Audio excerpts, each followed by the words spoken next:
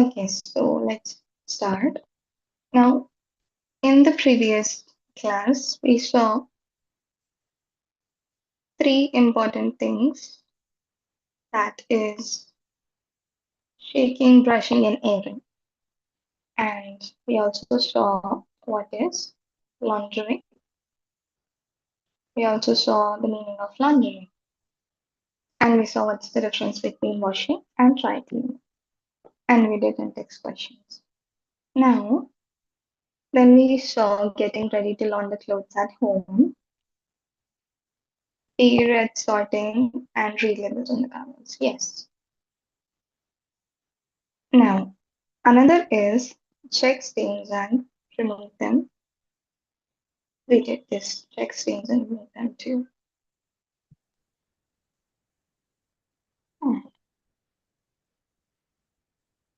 Activity. State whether the following statements are true or false and justify with reason. Dirty clothes are harmful for personal hygiene. Is that true or false?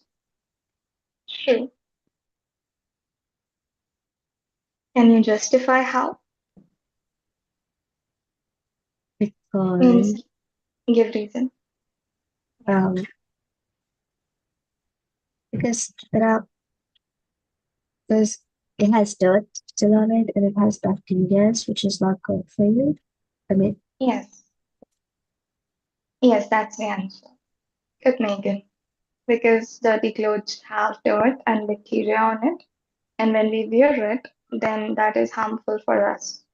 yeah. Yeah, that's right. Laundering is same as washing clothes. True or false? No, true. True. Um, this is false. Oh, As far as I think, let's give it a check, quick check, because in this lesson, laundering comprises of three things. Okay, three main things. Not just washing, but also drying the clothes and then storing the clothes. mm, Okay, here laundering is a broader term. In our daily life, we use the term laundering for washing clothes. yeah. Okay, but in actual, it is a wider term which comprises of not only washing clothes but also drying clothes and So storing washing clothes. clothes is part of laundering. Yes, yes, Okay, washing clothes is part of laundering. correct. Yeah, so index question is 9.2. Just a second, we'll cross check it.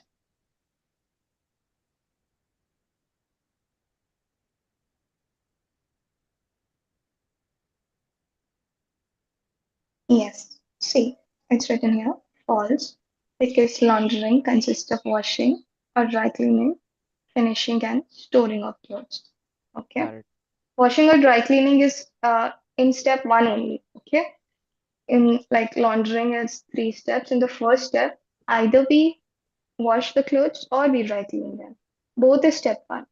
Then the second step is finishing, means you use like easy or something. Okay, I read about it yesterday for the stiffness of clothes, right? Stiffening agents we use in the second step, and then we dry them. And the third step will comprise of storing of clothes. Yeah, all three comes in laundering, the whole thing. Now,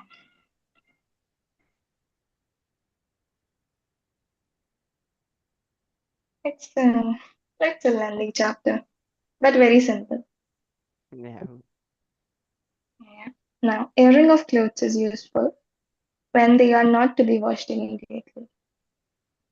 True or false? Mm, Say again. true. Yes. True. Okay. As for the justification, I mean, you both can like explain this thing only, that washing is a part of laundering, while laundering is a broader concept. Okay. That is why it is not same as laundering and washing are not the same. Okay. Okay. The justification for the C part, okay.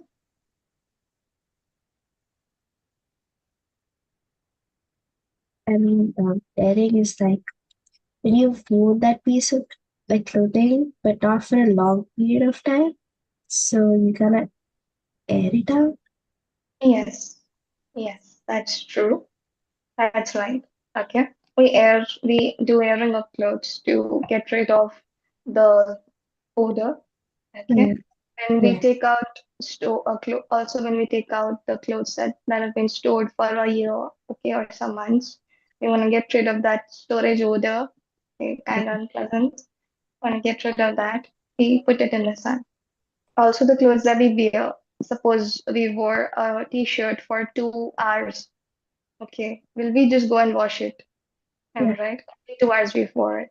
So we'll put it, we can air it, okay, so that we can use it again. Now, B part, stains should be removed from the fabrics before washing.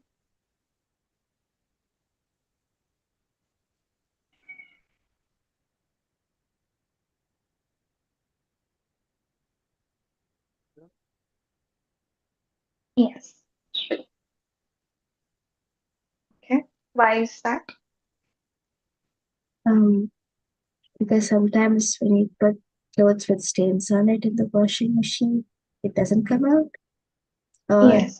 yeah, Or, that's it. okay.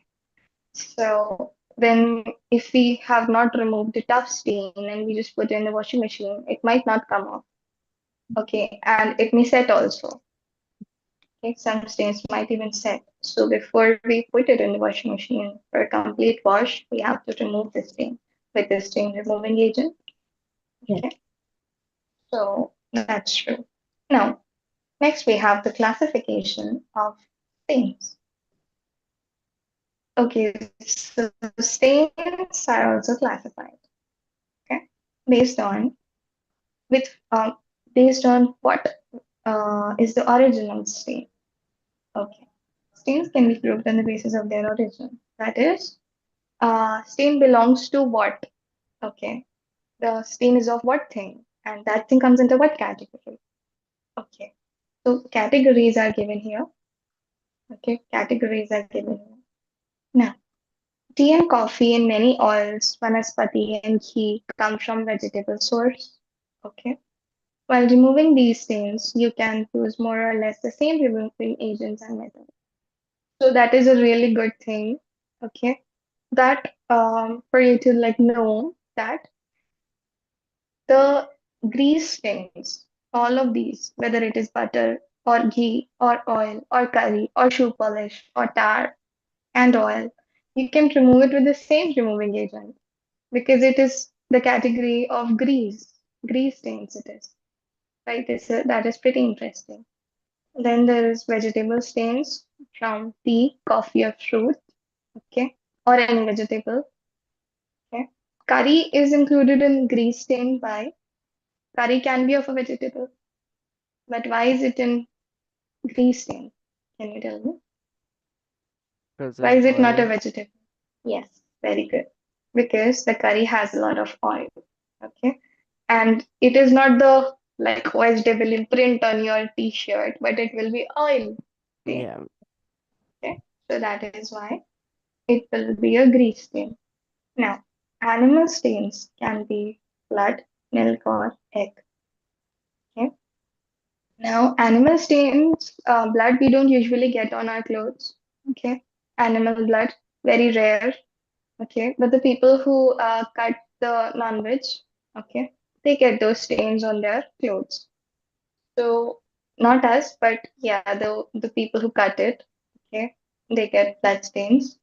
Then milk is also an animal stain, milk stain, because it's coming from an animal, and egg stain also. Okay. And extend is also yet not very common. We don't get it very often. But suppose we are like mixing an egg and it spills on our clothes, so that would be an extent. Then there are mineral stains such as rust. Does it ever happen that by mistake you put your clothing on a wire that is rusty and the rust stain came on the t-shirt?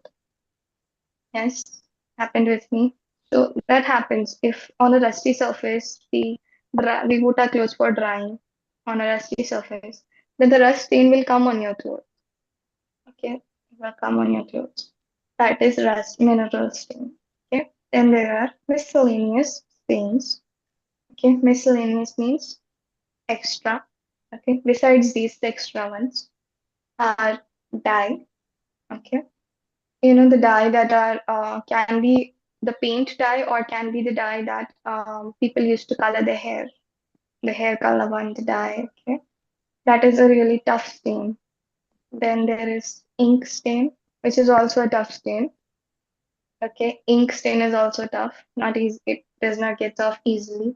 Then mildew stains. Okay, if we've put our clothes outside and then dew or mildew falls, it may stain your clothes. Okay, not only wet, but dusty stains will be there, kind of dust and moisture, like that. Then grass stains, green stains that we talked about yesterday, grass stains. Then perspiration is mostly the stains from water and dirt. Okay, so these are the category of stains. Then we have the techniques of stain removal. Any doubt in the classification of stains? Any question? In vegetable stains, how does tea and coffee go? How does tea and coffee comes under vegetable stains? I think it's because tea and coffee are coming from plants. Oh, like that. Oh, Yeah, like that. Because tea and coffee are Isn't coming from, yes, vegetables and fruits are two different things, right? yes, vegetables and fruits are two different things, but they are both coming from plants. Vegetables also are coming from plants, and fruits are also coming from plants, right? So, vegetable stains category, they have basically put those things which we get from plants. Okay. Like in the second is the oily, the third is from animal category. Like first one is plant category. Okay. The stains that we're getting from things that comes from plants. Then the other one is mineral rust and all, and then extra miscellaneous. Okay. Now, now we will take a look at what techniques can be used for stain removal. Okay. What techniques can be used for stain removal? There are two methods of stain removal. First one is known as sponging, and second one is known as dipping. Let us learn how stains are removed by using these methods. Place an absorbent paper on or fabric under the stain so that the right side of the stain faces the absorbing surface. Sponging should always be done on the wrong side of the stain. Okay, see the right side of the stain and wrong side of the stain. It's mostly like if you've seen this, that suppose something fell on the mattress.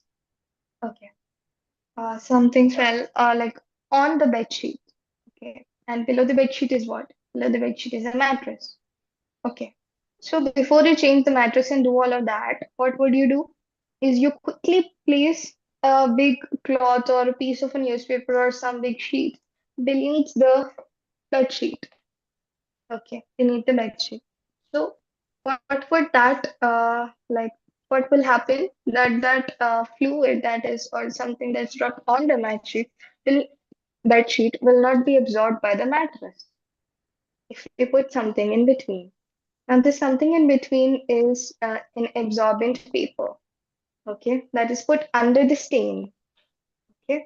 If you're wondering, like, stain is on the fabric, so how under the stain we can put, okay, it's not like under the stain, it's under the fabric on which stain is there, okay, under the fabric on which stain is there, so that the stain doesn't get absorbed deeper and deeper, okay, so the stain doesn't get absorbed deeper and deeper. This is my mattress, okay, well, this is my bed. This is my bed. Okay. This is the mattress. Okay. On the mattress, this is my bed sheet. Okay. This is my bed sheet. So something got spilled here. Okay. On the bed sheet. So what we'll do quickly is firstly we'll put an absorbent paper right here, where here beneath the bed sheet and on top of the mattress. Look on the diagram. Look at the diagram. Beneath the bed sheet, but over the mattress. So what it will do? It will stop further absorption. It will stop further absorption. If I don't put this green line is my absorbent paper. Okay, this green line is my absorbent. If I don't put it over the mattress, then this whole liquid will be absorbed by the mattress. Okay. Can you like wash a mattress in the washing machine? No. So it will be harder to get rid of it then if the coffee goes into the mattress. Okay. It will be like you cannot wash it in the washing machine. It will be hard to get rid of it. You can only sun dry it. You can only scrub it a bit and then sun dry it. Right? That's our only option. So to stop that, the absorbent paper is an absorbent surface is used. Okay, this is the basic concept. Alright. Now, under the stain, so the right side of the stain faces the absorbing surface. Okay, absorbing should always, the sponging should always be done on the wrong side of the stain. Okay, so I think that um, absorbent paper we talked about. Okay, absorbent paper we talked about. I'm like trying to explain me the right side and left side of the stain or whatever. Okay, it's like little confusing language, but we'll see it. Okay, so the right side of the stain faces the absorbing surface. See, we will make a stain. This is my stain. Okay, and then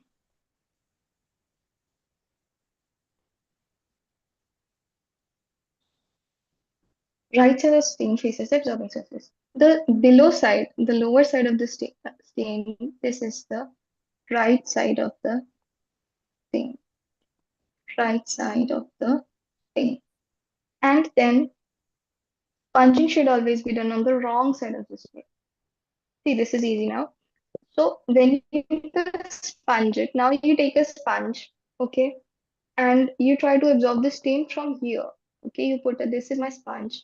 Okay, this is my sponge, and you will do sponging on the wrong side of the stain, means at the top of the stain. Okay, that will be the wrong side of the stain. Okay, and where it will face the absorbent paper, the right side of the stain means the lower part of the stain. Okay, so here this top part is my wrong side of the stain. Wrong side of the stain. Okay, understood now what is wrong side and what is right side.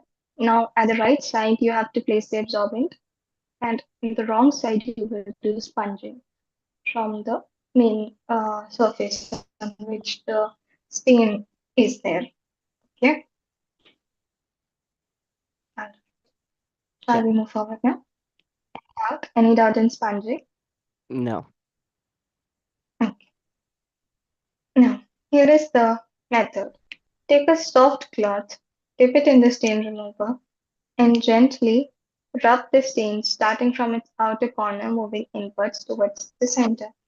Okay, so this is my stain. Okay, this is my stain. Okay, we take a soft cloth and start from corner. Okay, you've seen this, right? Like we start removing it from the corner.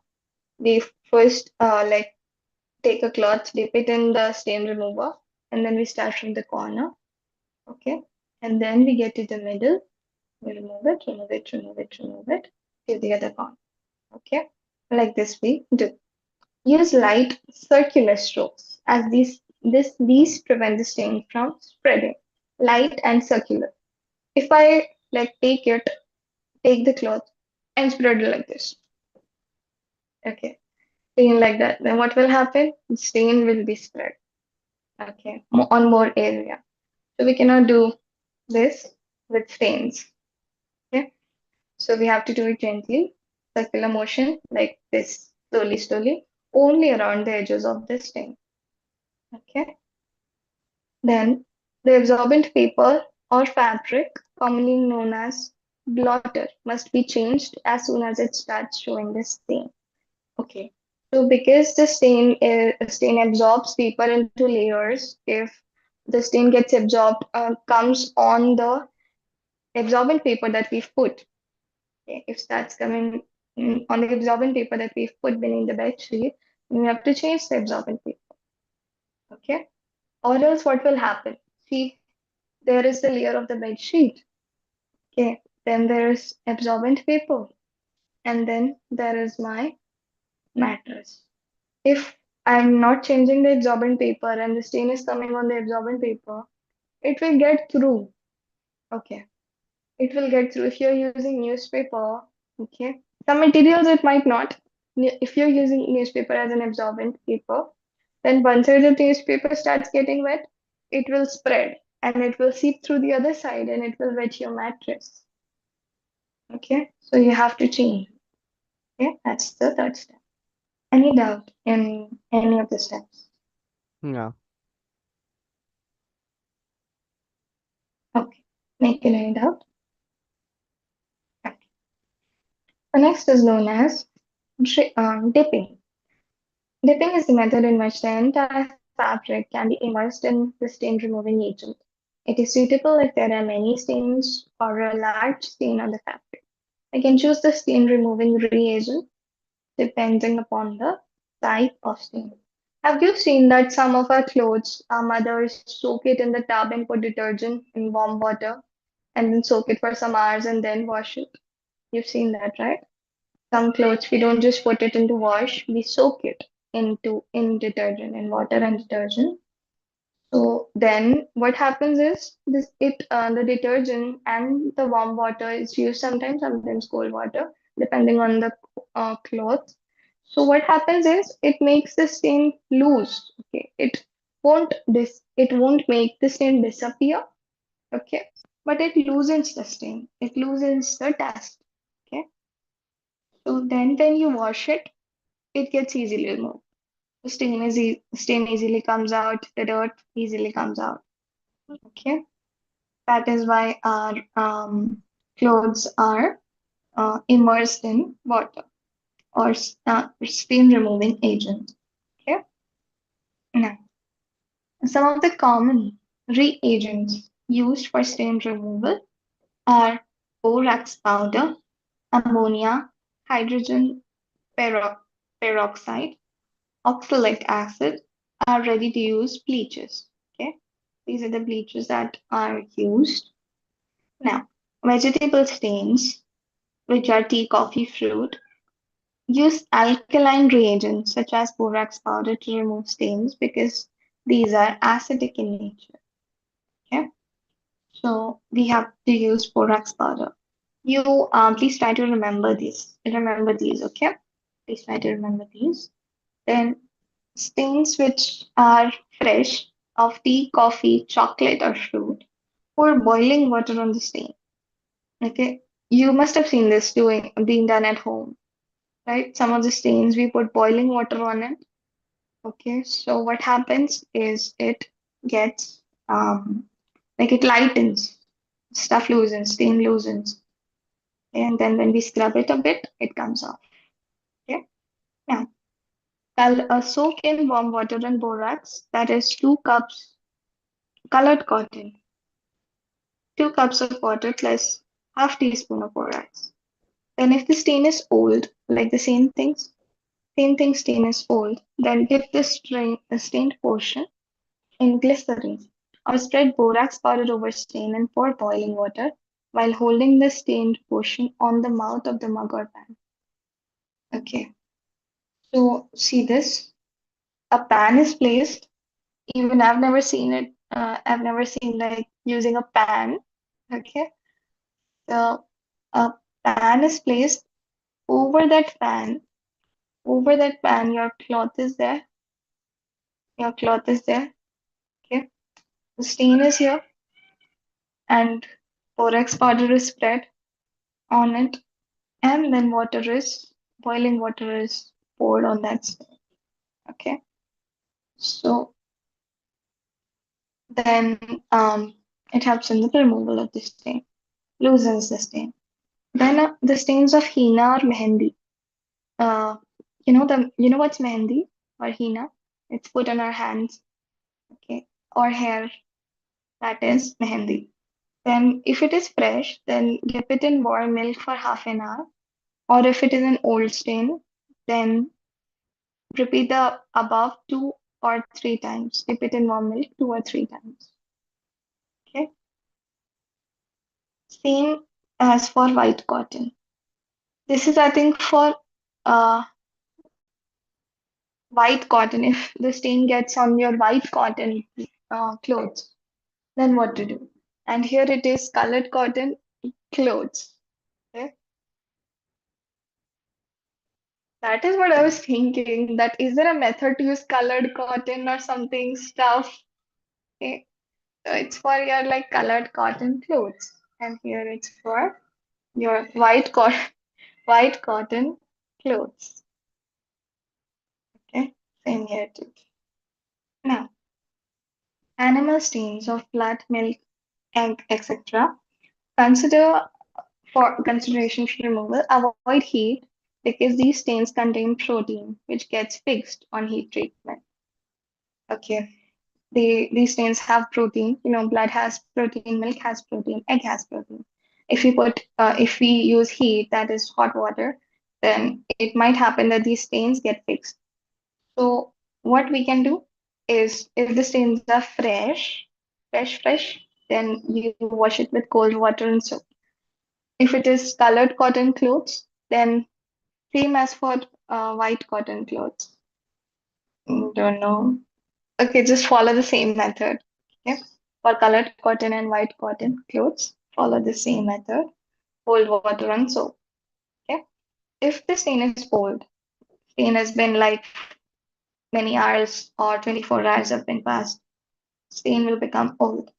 So what to do? Soak in salt water. That is, how do you make salt water? Take half a bucket of water and add 2 tablespoons of salt. So it becomes salt water. In that, you soak the clothes with stains of blood, egg, and meat, or in diluted ammonia. Okay, or in diluted ammonia. How do you dilute an acid or ammonia? I think it's by adding water in it. Okay, mixing it with water, it gets diluted, and then you soak your clothes in it. Then comes grease stains, butter, ghee, oil, curry, shoe polish, tar, oil paints. How to remove them? Use grease absorbing solvents like chalk, talcum powder to remove greasy matter and then remove the coloring matter. Buttered butter, ghee, oil, and curry. If it is fresh, you wash with hot water and soap. And dry on grass or shrub plant in the sunlight. Have you seen like traveling on the road? People have on the roadside. On the roadside, there are shrubs, and people have dried their clothes on that. Seen that in village, in mostly rural places. If you pass through, you'll get to see that. Okay. Why they do that is because I think it's like because to get it fresh and dried up well. Okay. Don't really know the role of removal of stains in that, but yeah, it's mostly for the airing purpose, for the freshness, for the dryness. Okay. Put it on shrubs and plants. Same as for white cottons, but leave it in shade. Okay. White cottons, we put it in shade. Also, light colored cotton clothes, we put it in shade. Okay. Why? Is because or some particular clothes we put it in shade is because sun absorbs the color. Like in sunlight, if the sunlight is very very high, the sunlight is too much. then the color starts to fade. Like if you leave a like dress in sunlight for hours and hours, okay, then its color will become dull, okay, because color fades in sunlight. So that is why you put it in shade, or you just put it in an hour or two in sunlight and then you pick it up. Okay.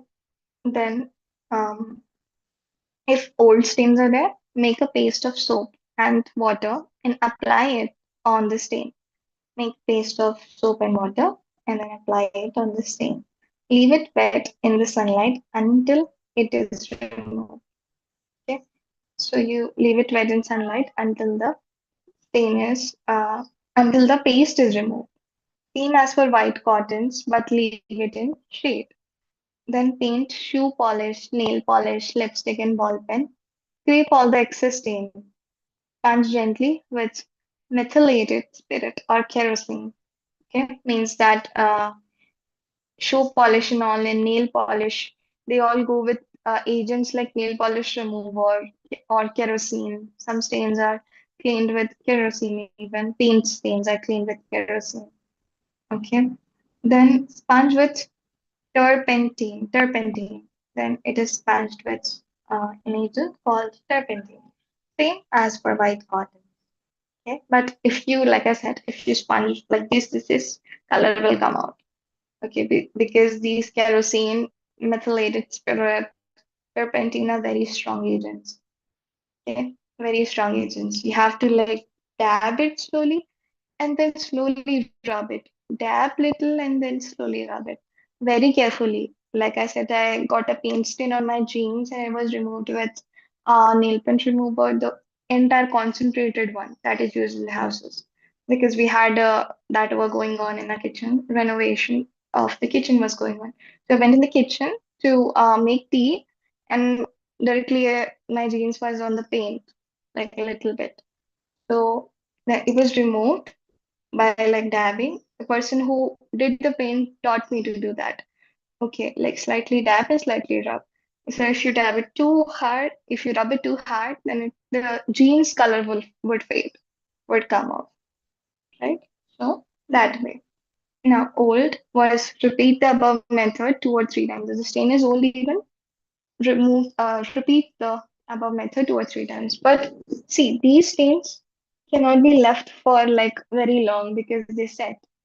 Okay, my stain was fresh. It was like it came off. But if it would have been like old, more than 24 hours or 15 hours or more, then it wouldn't have come off even because like they get fixed.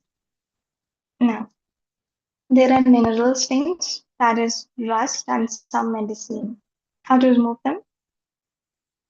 These stains contain metallic compounds and therefore require treatment with mild acidic reagents followed by alkaline solutions to neutralize. So we rub lime juice and rust if it is an iron rust. Okay.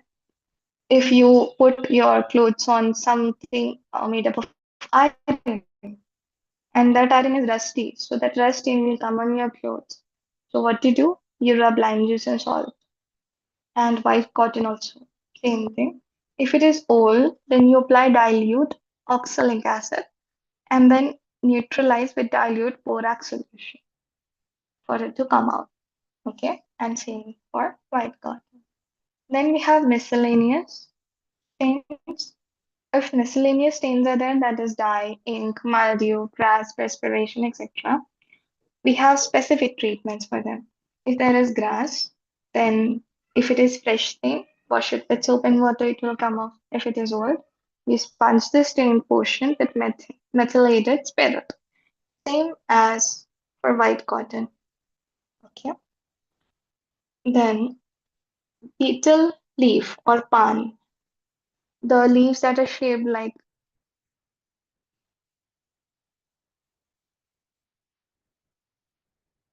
you've seen that?